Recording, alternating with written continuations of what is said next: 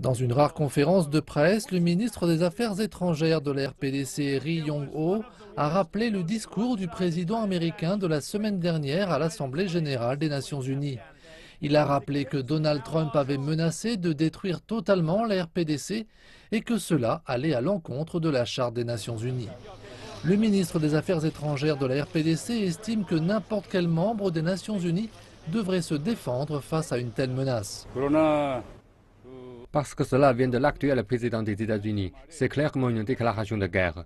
Comme les États-Unis nous ont déclaré la guerre, nous avons le droit de prendre des mesures, dont celle d'abattre les bombardiers américains, même s'ils se trouvent hors de l'espace aérien de notre pays. Il n'est jamais opportun pour un pays d'abattre les avions d'un autre pays lorsqu'il survole les eaux internationales. Notre objectif reste inchangé. Nous continuons à rechercher une dénucléarisation pacifique de la péninsule coréenne. C'est notre but. En attendant, c'est une pression économique et diplomatique maximum. Et il ne s'agit pas seulement de la rhétorique du discours du ministre des Affaires étrangères de la RPDC. Le week-end dernier, des bombardiers américains venus de Guam et d'Okinawa au Japon ont évolué à courte distance des frontières de la RPDC, une première au XXIe siècle.